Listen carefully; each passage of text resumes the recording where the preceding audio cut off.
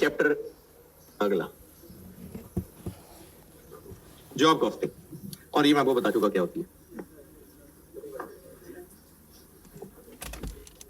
अगर customers different different design के products बनवाते हैं तो फिर हम हर कस्टमर के लिए उसको एक अलग जॉब नंबर अलॉट कर देंगे। जैसे पिछले सवाल में ABC था, कोई और कोडिंग भी हो सकती है, और हर जॉब का अलग वर्क इन प्रोसेस बनता है। बाकी वही है जो अभी पिछले चैप्टर में किया। तो इसके सीधे सवाल पे आते हैं। इतनी को अंग्रेजी तो लिख लें। मिसाल दी थी मैंने, फर्नीचर ऑर्डर पे बनाते हैं, कपड़े ऑर्डर पे बनाते हैं। तो चूंकि हर कस्टमर की अलग अलग रिक्वायरमेंट स्पेसिफिकेशन हो सकती है, तो हर ऑर्डर को अलग अलग नंबर अलॉट करके हर ऑर्डर का वर्क इन प्रोसेस अलग बनता है।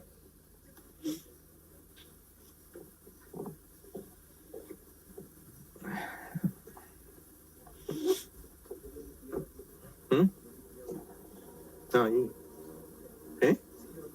हाँ, इसी का सवाल करेंगे। बोर हो गया जाना चाहे तो चला जाए, कोई बात है जी। रिपीट कर दूं, जो बोर हो गया जाना चाहे वो चला जाए। जॉब कॉस्टिंग मैंने ये कहा है कि अगर कस्टमर्स हमें डिफरेंट स्पेसिफिकेशंस, डिजाइन, नाप, क्वालिटी, जैसे फर्नीचर, कपड़े, अलग अलग लोग अलग अलग तरह के ऑर्डर देते हैं, तो फिर हम हर कस्टमर के ऑर्डर का अलग नंबर लगा लेंगे और हर जॉब का अलग वर्क इन प्रोसेस बनेगा।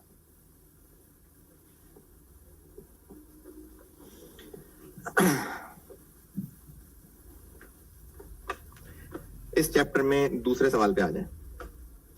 RIL स्प्रिंग 18 चैप्टर 6 में जहां पास्ट पेपर्स के क्वेश्चन है, चैप्टर 6 उससे अगले पेज भी होगा। चैप्टर 6 में जहां आई के पास्ट पेपर के क्वेश्चन है, उनमें दूसरे क्वेश्चन पे आ जाइए। स्प्रिंग 18 पढ़ लें, अगर जाग रहे हैं तो मैं करता हूं।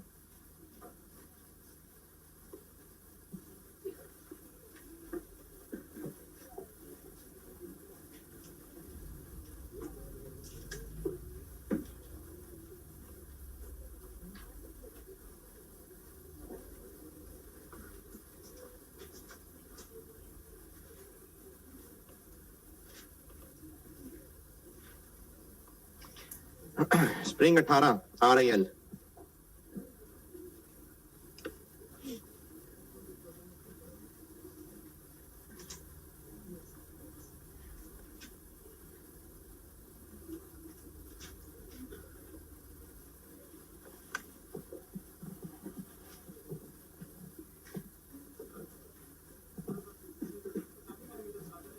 क्या क्या? हाँ जी, टेलर तभी कपड़े सिएगा ना जो ऑर्डर आएगा। तो क्योंकि वो तो कपड़े साइज के हिसाब से सी के दे रहा है, तो इसलिए इसमें जब ऑर्डर आएगा तो ही प्रोडक्शन होती है।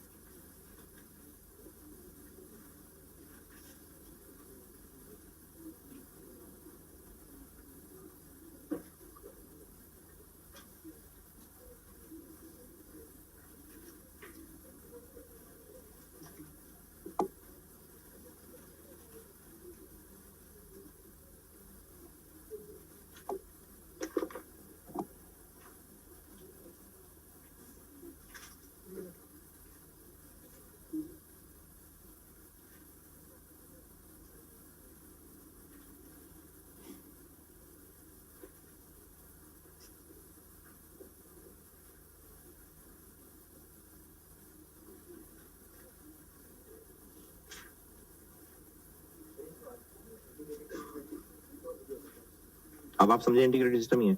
इस सवाल में कहाँ लिखा है जनरल लेजर, फैक्ट्री लेजर? नहीं लिखा ना, तो बस इंटीग्रेटेड कर।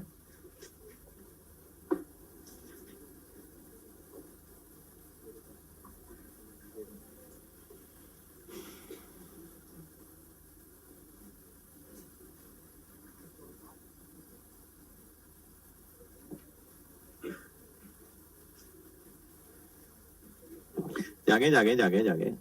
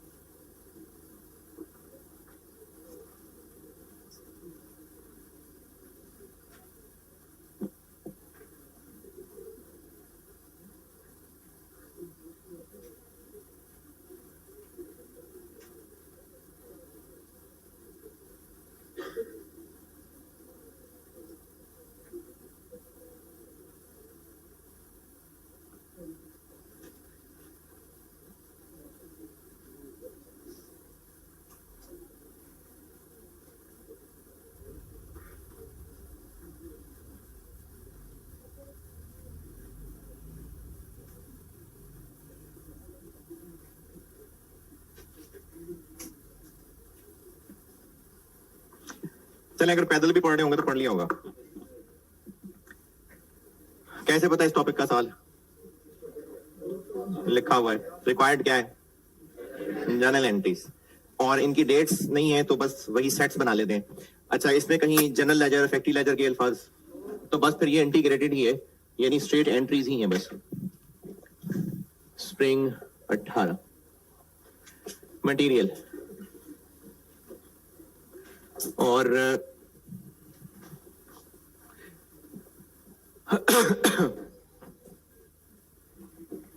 जी सबसे पहला काम मटेरियल खरीद लेते हैं। तो अब ये उन्होंने थोड़ा सा पहलियां से भी पूछ ली। मटेरियल परचेज किधर किया है? नहीं किया? हाँ जी, पॉइंट नंबर वन में प्रोडक्ट के यूनिट दिए हुए। पॉइंट नंबर 2 में बताया हुआ है कि एक यूनिट के लिए कितने किलो लगता है, और पॉइंट नंबर 3 के अंदर मटेरियल का ओपनिंग क्लोजिंग बताया हुआ।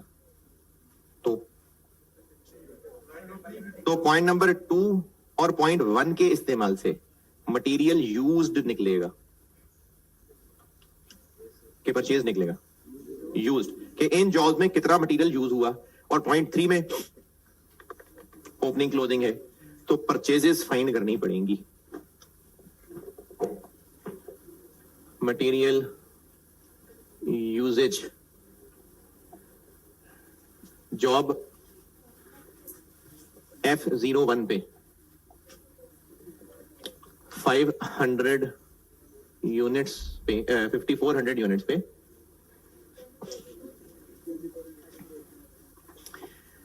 24 kg इंटू 30 38880 और जॉब F02 पे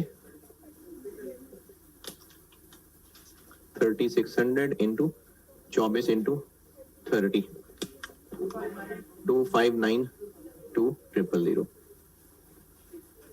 64। ये मटेरियल यूजेज है, हमें परचेजेस तक पहुंचना है। ओपनिंग ये यूज्ड है, यानी ये एक डायरेक्ट मटेरियल कॉस्ट है, परचेजेस तक जाना है। Direct material cost is equal to opening plus purchases minus closing. Purchases निकालनी है तो ओपनिंग माइनस करना पड़ेगा और क्लोजिंग ऐड करना पड़ेगा। डायरेक्ट मटेरियल कॉस्ट है ना, तो परचेजेस तक उल्टा जा रहे हैं। तो ओपनिंग रॉ मटेरियल 2940000 और क्लोजिंग 1740000 5280, ये आ गई परचेजेस।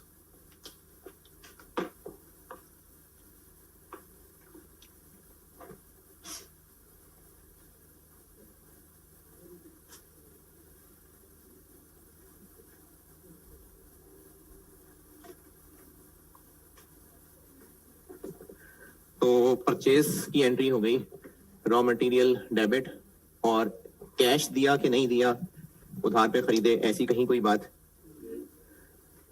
पिछले सवाल में तो था ना ऑन अकाउंट, यहां पर नहीं कहा। तो कैश करना है कैश कर दें, क्रेडिटर करना है क्रेडिटर कर दें। वर्किंग 1 5280, ये हो गई पहली।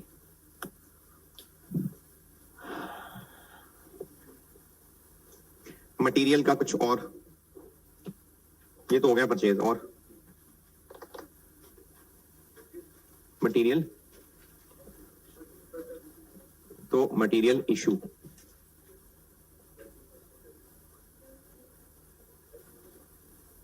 वो निकाल चुके हुए हैं।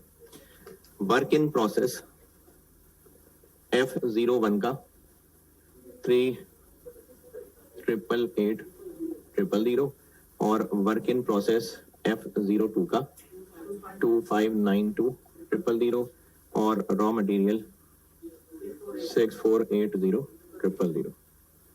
ये मटेरियल हो गया। और सवाल में मटेरियल का कहीं कोई और जिक्र? चले, मटेरियल का सेट पूरा हो गया।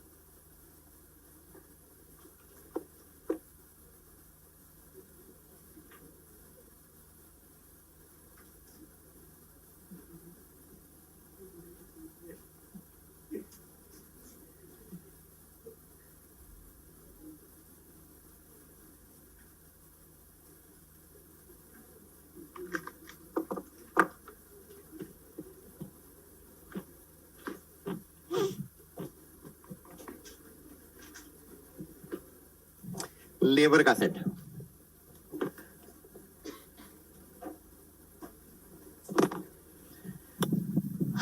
लेबर के बारे में कहां क्या क्या कहा हुआ है। एक तो पहले टेबल से पिछले सवाल की तरह आवर्स यूज्ड और वेज रेट पता है, तो ये चार्जिंग वाली एंट्री में काम आएगा। और उसके अलावा 0.4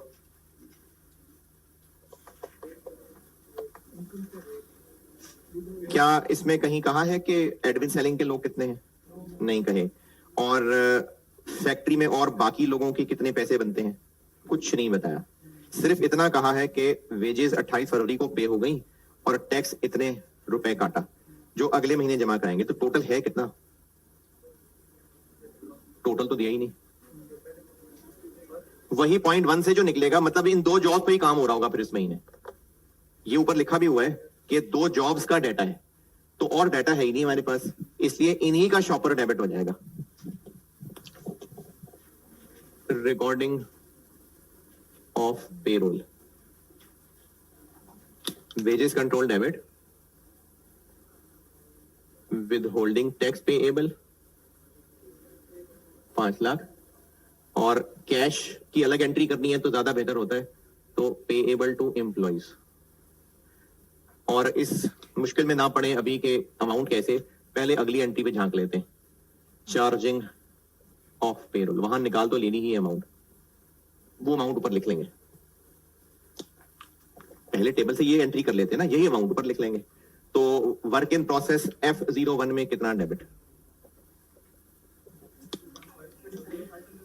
27,500 इंटू 360। दूसरे में 21,600 इंटू 400। तो वर्क इन प्रोसेस F02 99,000,000 और वेजेस कंट्रोल 1854,000,000। यही फिगर ऊपर लिख लेते हैं।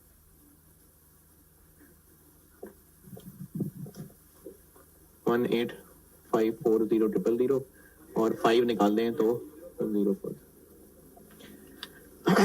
और एक एंट्री बचाना चाहें तो बचा सकते थे, ऊपर ही कैश लिख दें, नहीं तो हम यहां लिख लेते हैं सैलरीज पेड। लेकिन दोनों नहीं पे, सिर्फ salaries paid. Withholding tax payable नहीं पे किया अभी, वो लिखा हुआ है अगले महीने पे करना है।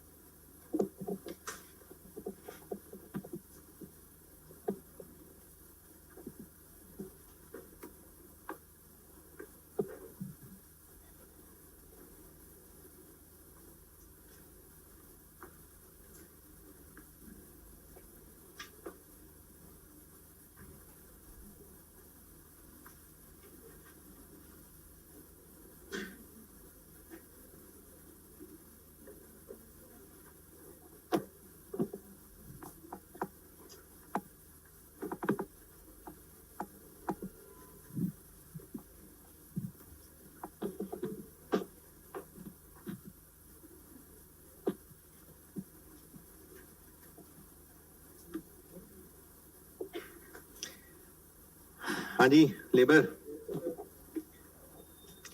FOH का set, actual FOH 0.1 2 3 4 5, last paragraph, last paragraph.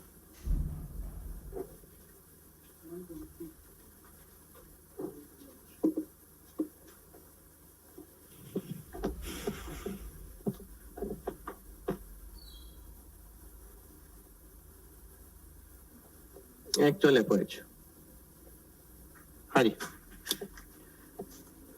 कितनी है? 11 मिलियन। FOH कंट्रोल डेबिट और कैश, डेप्रिसिएशन बताई कहीं, तो बस फिर कैश ही हो।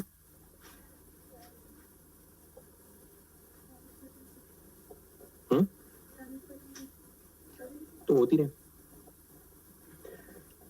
दूसरा काम अप्लाइड। अच्छा, यहां पर ना एक थोड़ा सा डेटा की इनकम्प्लीटनेस की वजह से ये कह रहे हैं total labour hours 1 lakh utilise हुए। इन दोनों का टोटल करिएगा।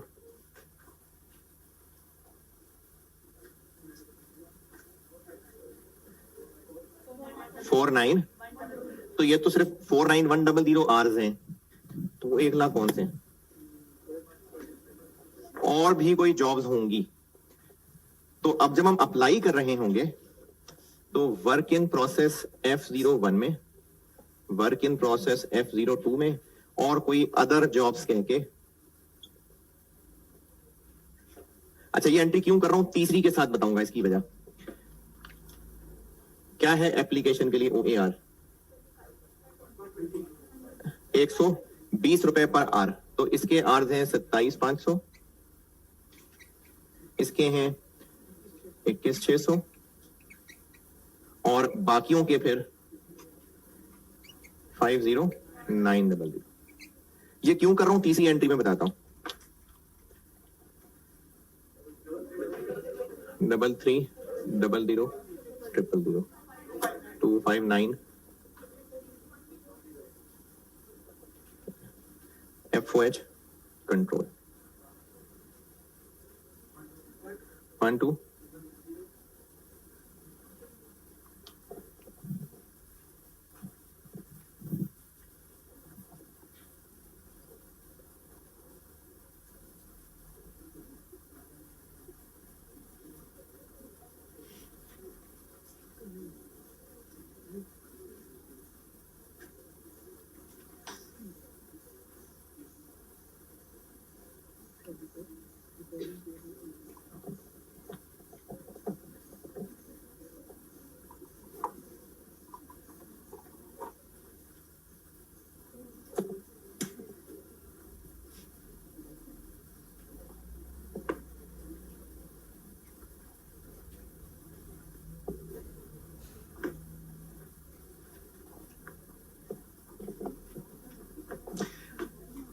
यहां तक कोई मुश्किल परेशानी?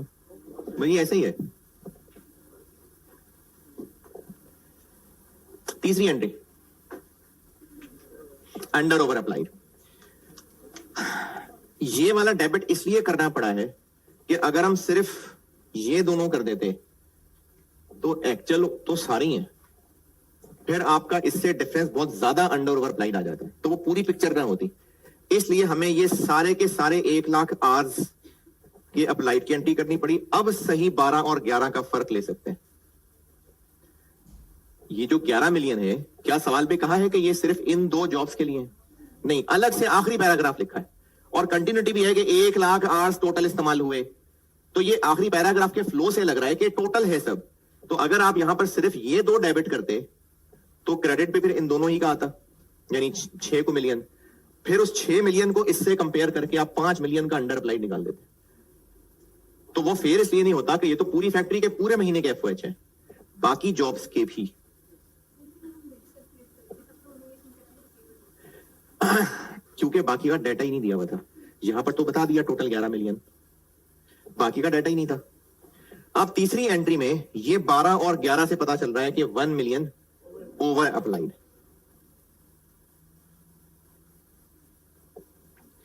तो ओवर अप्लाइड को सवाल में कहीं कहा है कहां चार्ज करना है? Cost of sales. तो ओवर अप्लाइड की एंट्री होती है FOH कंट्रोल डेबिट और cost of sales credit 1 million. ये FOH वाला सेट हो गया।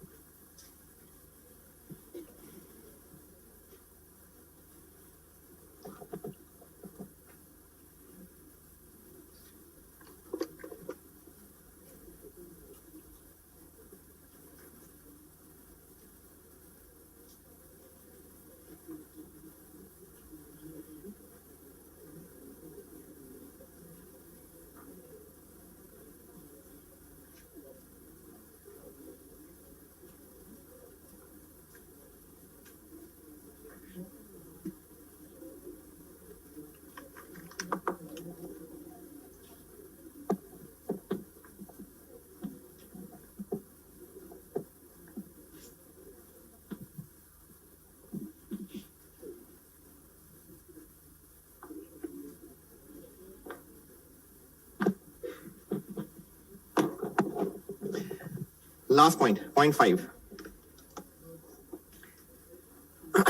अच्छा, ये बाकियों ने कोई अगर अब ध्यान दिया हो तो हो सकता है कोई बाद में सोच ले। ये बिल्कुल लास्ट सेंटेंस का क्या करना है, सबसे last sentence, out of which 40% were fixed.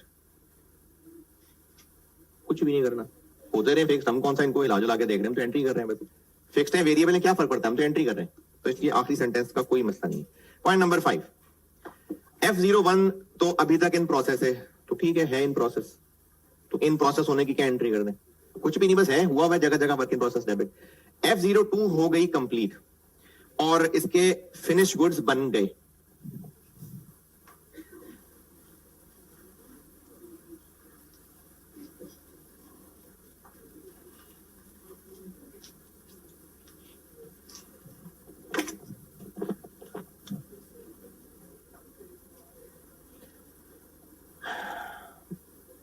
Job F02 completed, finish goods बन गई। अच्छा, फिनिश गुड्स बन गई हैं, बाद में खराब हुई during the delivery to customer, तो इसलिए फिनिश गुड्स की एंट्री पहले होगी, अगला सेंटेंस उसके बाद अलग एंट्री करेंगे। तो फिनिश गुड्स F02 डेबिट और work in process F02 credit.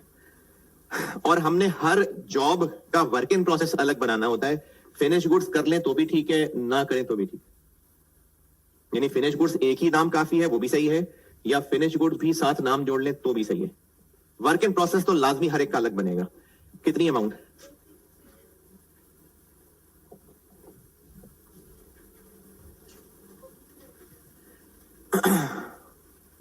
Opening,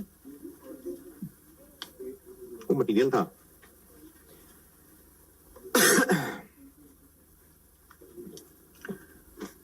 ji, F02 पे क्या क्या डेबिट किया है पहली एंट्री से देखें। मटेरियल कितना, 2592 ट्रिपल जीरो। लेबर कितनी, 8640 ट्रिपल जीरो। FOH कितना, 2592 ट्रिपल जीरो।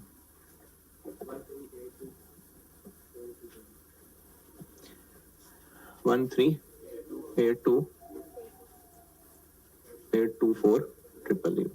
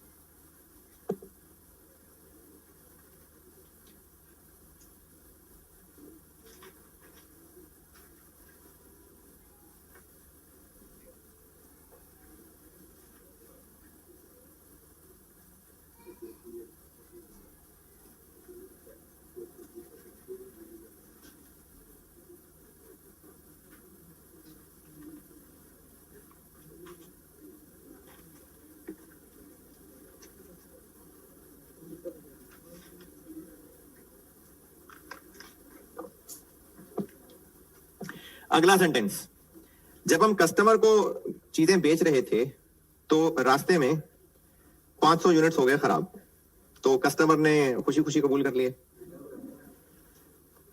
कैसे पता, रिटर्न कर दिया। भाई खरीद करेंगे तभी तो उनकी NRV बता रहे, वो कौन सी कहने जाओ कस्टमर को बता दो NRV जाके। NRV बता रहे तो हमारी स्टॉक में वापस आएगा तो ही बता रहे। तो जो 500 यूनिट्स हैं उनके अलावा टोटल कितने थे, 36, तो उनके अलावा 3100 तो फिर बिक गए। उन 3100 की फिर हम सेल की एंट्री कर लेते हैं।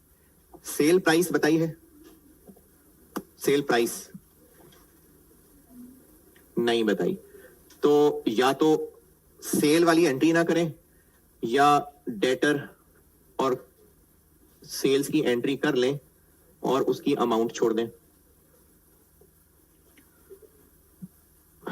और कॉस्ट ऑफ सेल्स की एंट्री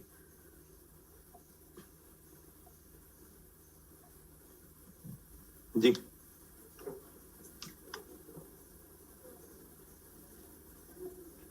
13,824 डिवाइडेड बाय 3600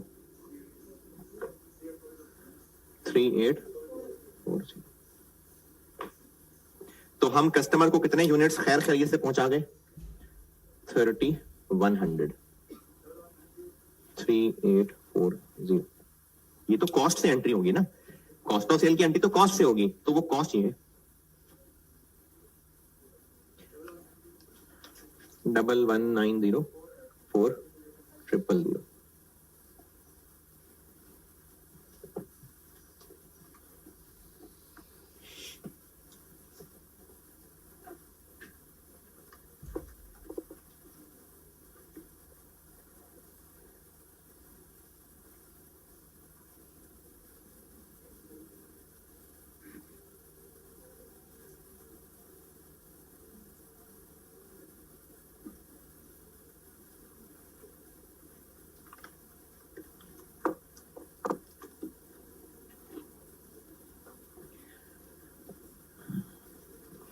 और लास्ट एंट्री एनआरवी।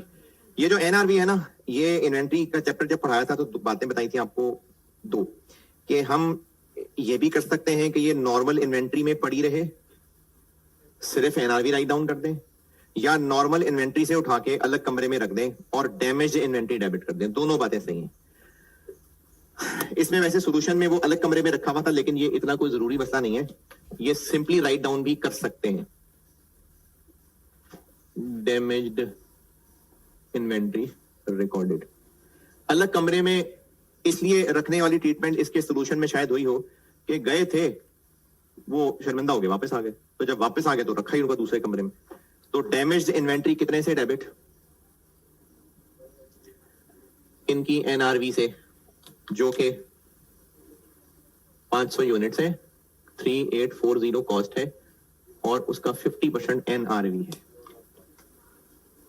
960,000।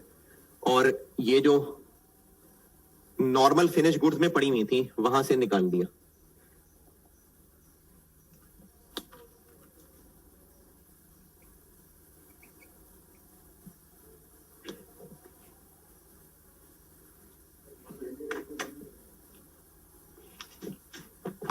हमने सेल ही 3100 की है।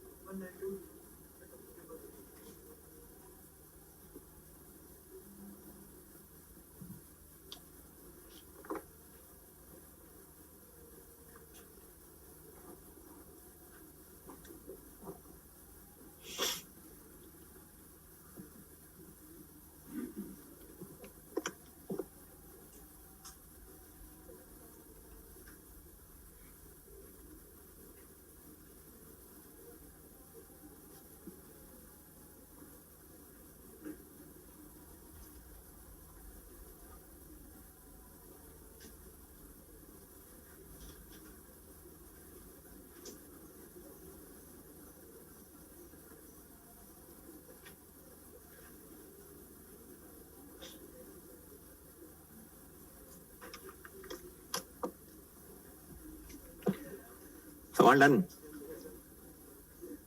डन। और आपके पुरजोर उसरार पे एक सवाल और करा देता हूं, आप देखिए जिद करेंगे तो फिर कराना पड़ेगा। है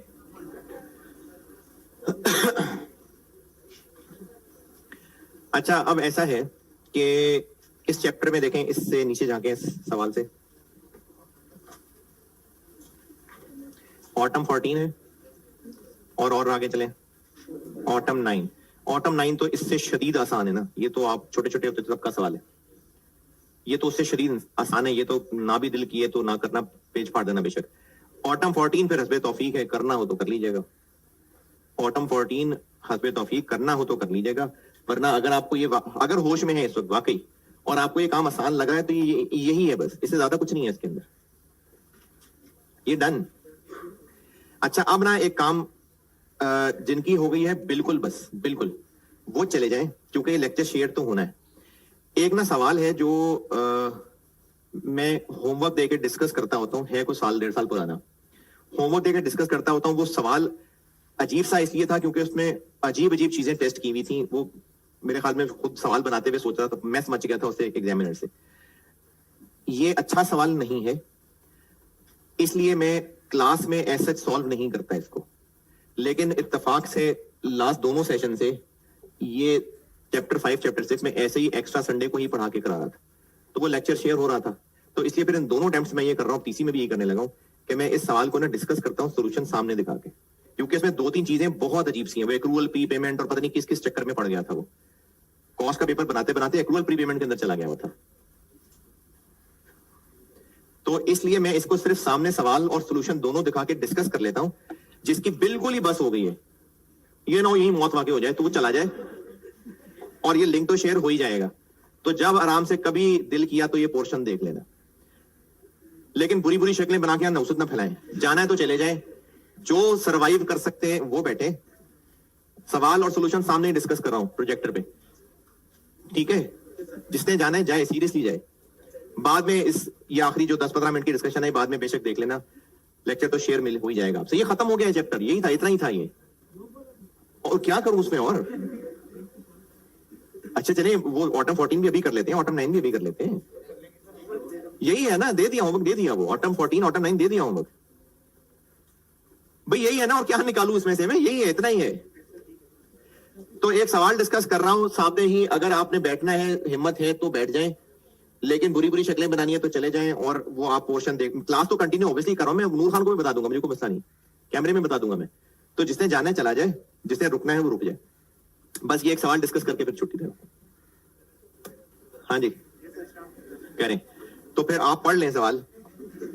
भाई पढ़ना है ना, डिस्कस करना है, मैंने सिर्फ बोलना थोड़ी है, डिस्कस करना है इस चैप्टर का पहला। हाँ जी क्या जी? सर्विस कॉस्टिंग बस ये होती है कि जो बिजनेसेस सर्विस प्रोवाइडर हैं वो भी अपनी कोई ना कोई कॉस्टिंग करते होंगे। जैसे कोई ट्रांसपोर्ट बिजनेस है, वो किस सवारी से कितना टिकट ले, उसने अपने लिए कोई तो कैलकुलेशन की होगी। वो कैलकुलेशन क्या करता होगा? Rupees per unit, transport business वाला है। पर नहीं, पर लीटर नहीं, उसने सवारियों से पैसे लेने, वो डबल यूनिट भी करता होगा, यानी वो बिजनेस अपनी कैलकुलेशन करता होगा पर पैसेंजर पर किलोमीटर। ये कैसे करना है वो कोई मसला नहीं है सवाल में पूछने वाला, बस ये नॉलेज के लिए ही थोड़ी सी बात लिखी हुई है। तो इसमें सवाल वाला कुछ नहीं होता, ये सर्विस कॉस्टिंग होती है। आप लोग पढ़ लीजिए इसी चैप्टर का पहला सवाल, गुलशन एंटरप्राइजेस पढ़ लीजिए। मैं सामने स्क्रीन पे इसका सॉल्यूशन डिस्कस कर लेता हूं।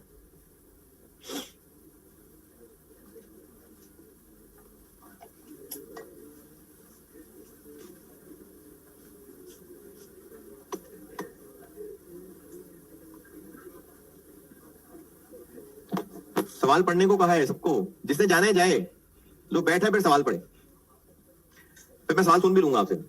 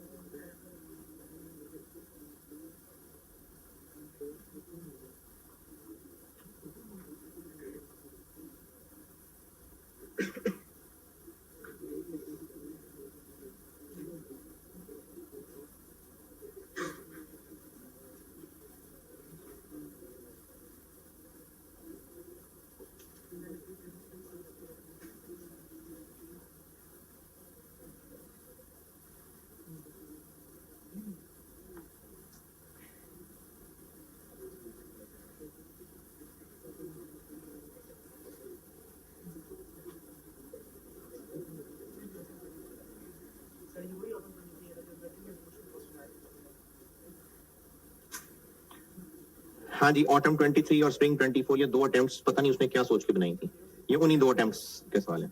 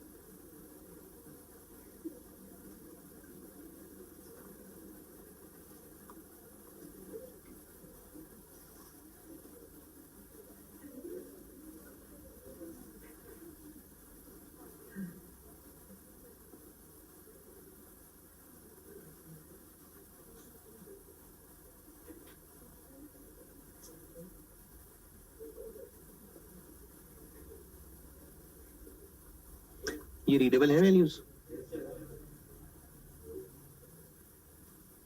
ठीक है,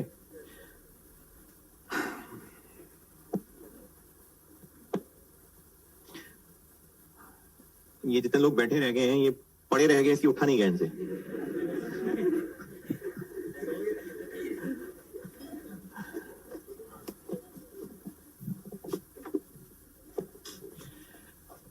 ये 3 जॉब्स हैं, अगस्त के महीने का डाटा है।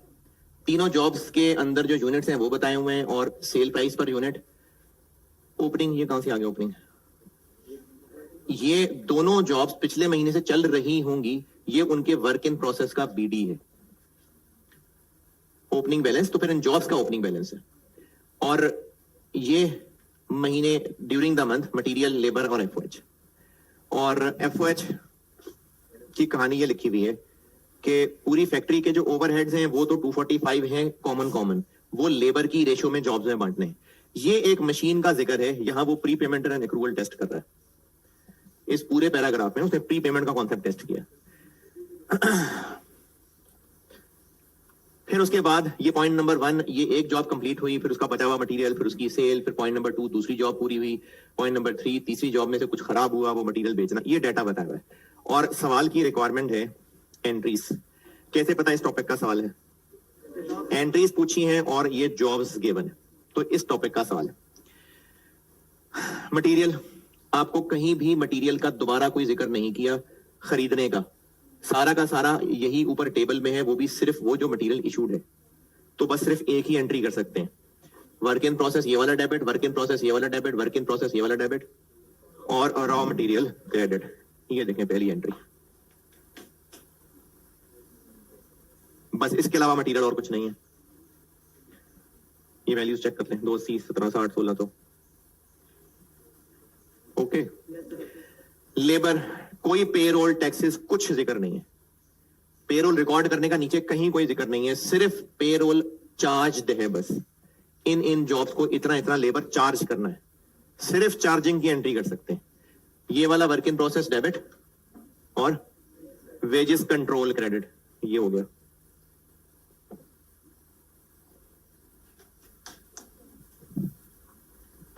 मटेरियल लेबर डन, और है ही नहीं, परचेज का पेरोल चार्ज करने का रिकॉर्ड करने का है ही नहीं। तो बस जितनी इंफॉर्मेशन थी वही 2 एंट्रीज हो सकी। Material labour, FOH.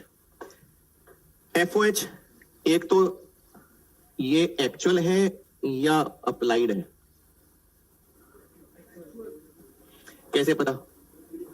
During the month factory overheads amounted to इतने। अप्लाइड किधर है? कहीं का डाटा नहीं है, तो बस ये अप्लाइड के बराबर ही होगा। हम अप्लाइड वाली एंट्री फिर नहीं कर सकते, डाटा ही नहीं है। तो इसलिए एक्चुअल एफओएच, जैसे प्रोसेस कॉस्टिंग में अगर अप्लाइड नहीं गिवन ही एक्चुअल है तो फिर एक्चुअली यूज करेंगे ना। तो एफओएच अप्लाइड का डाटा ही नहीं है, इसलिए एक्चुअल एफओएच का ही डेबिट, एक्चुअल एफओएच का डेबिट वर्क इन प्रोसेस में चला जाएगा। हम लोग अप्लाइड एफओएच का डेबिट वर्क इन प्रोसेस में, अच्छा मैं किसकी तरफ देके बोलूं? क्योंकि मैं जिसकी तरफ देखता हूं मुझे अंदाजा होता है कि उसको पता नहीं बात क्या हो रही है।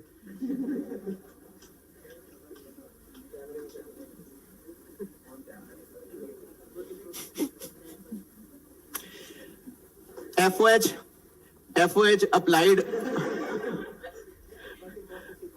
अप्लाइड की एंट्री होती है वर्क इन प्रोसेस डेबिट, और एक्चुअल एफओएच कंट्रोल में डेबिट होते हैं। हमें डाटा दिया ही सिर्फ एक्चुअल एफओएच का है, अप्लाइड एफओएच का कोई डाटा नहीं है, और वो कह भी रहा है कि जॉब्स को एलोकेट करना है। तो जब अप्लाइड का डाटा है ही नहीं तो इसी एक्चुअल वाले को ही वर्क इन प्रोसेस में डेबिट करना पड़ेगा। 245 तो गिवन है, और ये उसने जो पी पेमेंट टेस्टिंग की है, ये आते हैं जी इधर वर्किंग 1 पे देखें। जो 245 दिया है वो तो 10, 40 और 20 की रेशो में बांट दिया। ये 245 10, 40, 20 की रेशो में बांट दिया। अब आए उससे अगले पैराग्राफ की कहानी। हमने 16 अगस्त को, मिड ऑफ मंथ, 16 अगस्त को एक मशीन किराए पे ली 3 महीने के लिए, और जो पैसे दिए, अच्छा मैचिंग कॉन्सेप्ट भी है बीच में, इतना पैसा एडवांस में दिया और बाकी एंड पे 4.8 और 2.4 ये इस मशीन का किराया और ये इस मशीन को यहां तक लाने का खर्चा। तो इस स्पेशल मशीन को 3 महीने इस्तेमाल करने का टोटल खर्चा हमें पड़ेगा। इसमें से फॉर द मंथ ऑफ अगस्त सिर्फ 15 दिन गुजरे हैं, क्योंकि 16 अगस्त को किराए पे लिए, तो ये 15 दिन का किराया एक्सपेंस बन जाएगा। ये 3 महीने का एक्सपेंस होना चाहिए ना, 15 दिन नहीं, आधा महीना। और ये किस जॉब के लिए ली है मशीन, इसलिए इधर आएगा। ये इस पैराग्राफ की कहानी। कुछ समझ नहीं आ रहा, कुछ भी नहीं। चलें, जिनको समझ नहीं आ रहा तो मैं क्या रिपीट करूं, आप ये लेक्चर प्ले करके देखिए, 4 दफा सुनिएगा बेशक।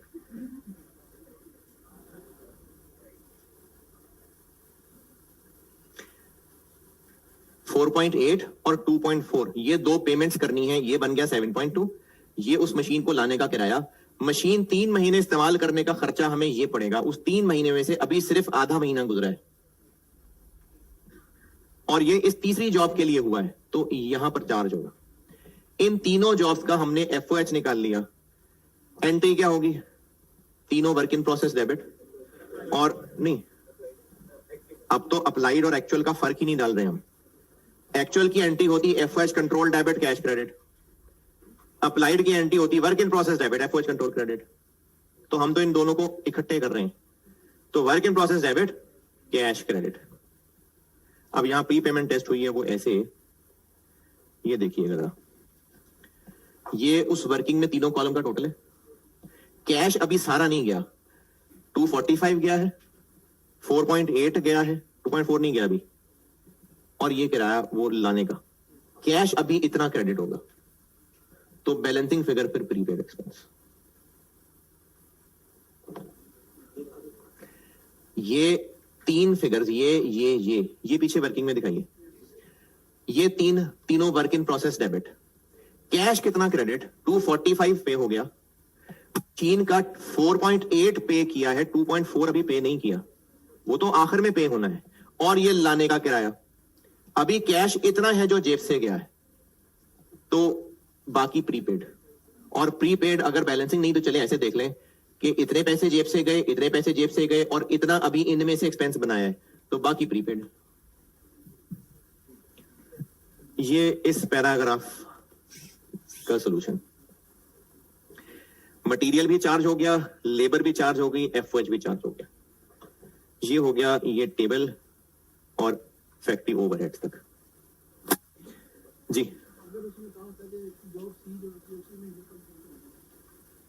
अच्छा, अभी जो शक्लों की हालत देख रहा हूं ना मैं एक बार पूरी कर लूं, फिर जिसने जो जो अगर पूछना है मैं देता हूं जवाब। एक एक अगर पे एक एक माथे में सिलोटे आएंगी, एक एक अगर पे एक एक अगर सबको तकलीफ हो जाएगा। पॉइंट नंबर 1, पहली जॉब पूरी हो गई, full stop. Entry finish goods debit, work in process credit. कितने से ये वर्किंग में हमें इसकी अमाउंट निकालनी पड़ी। वर्क इन प्रोसेस का बीडी दिया हुआ था, ये मटेरियल और ये लेबर और ये एफओएच, और वो जो 5 माइनस है अपॉन कंप्लीशन अनयूज्ड मटेरियल जो कि इस जॉब को इशू कर दिया हुआ था, यानी वर्क इन प्रोसेस डेबिट कर दिया था, वो इस जॉब से निकाल के इस जॉब में भेज दिया। तो ये वाला वर्क इन प्रोसेस क्रेडिट, ये वाला वर्क इन प्रोसेस क्रेडिट।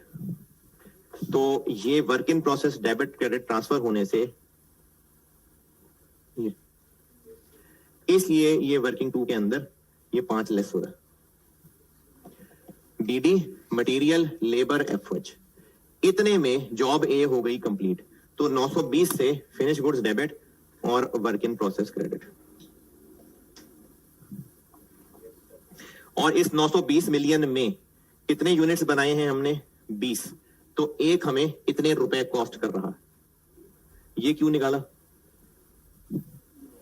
आगे चलते हैं। 20 यूनिट्स फिनिश गुड्स तक पहुंच गए, इनमें से 14 कस्टमर को बेचे, तो फिर सेल्स 14 की रिकॉर्ड करनी, इसलिए पर यूनिट कॉस्ट निकाली। और कितने के बेचे, ये वो उधर छत पे है अभी 55 मिलियन रुपए का एक।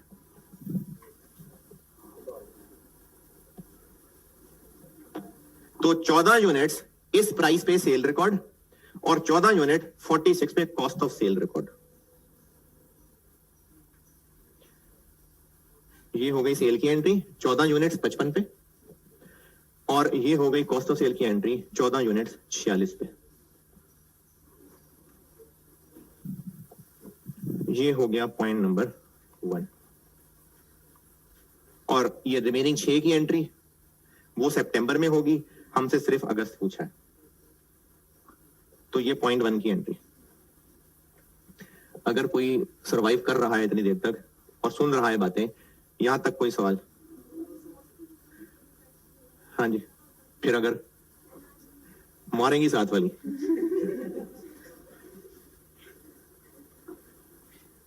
पॉइंट 2, जॉब बी में से अभी 16 कंप्लीट हुए हैं। जॉब बी में टोटल थे कितने 40, उनमें से अभी 16 कंप्लीट हुए हैं। तो हमें उन 16 को भी वही इंतजार कराना चाहिए या उनमें फिनिश गुड्स की एंट्री कर लेनी चाहिए? कर लेनी चाहिए, लेकिन उसके लिए हमें उनकी पर यूनिट कॉस्ट निकालनी पड़ेगी। तो जितना खर्चा अभी तक इस वर्क इन प्रोसेस में डेबिट गया है, उसमें तो अभी क्लोजिंग वर्क इन प्रोसेस भी आ रहा होगा। तो या तो पर यूनिट निकालने के लिए हमें ईपी पता हो, फिर तो पर यूनिट कॉस्ट निकालें। तो उसने ईपी के तकल्लुफ की बजाय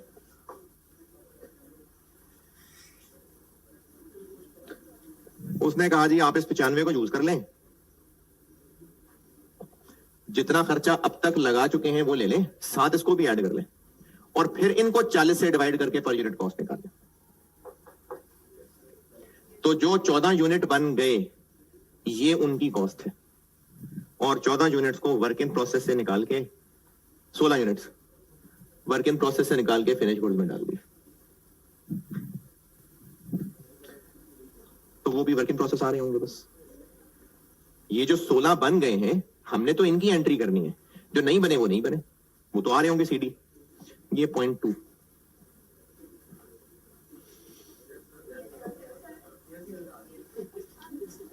चले, बस आगे आगे 0.3 आग लग गई। और तीसरी जॉब पे जो मटेरियल जॉब पे इशूड था इतनी कॉस्ट वाला, वो जल गया।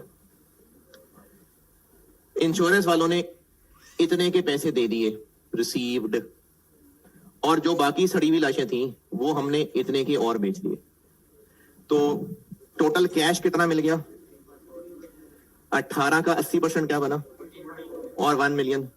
तो ये मिल गया कैश, पूरे 18 को इस जॉब से निकाल दिया और बाकी पीएनएल। बस खत्म है वो, बाकी पीएनएल। कौन से सेल किए?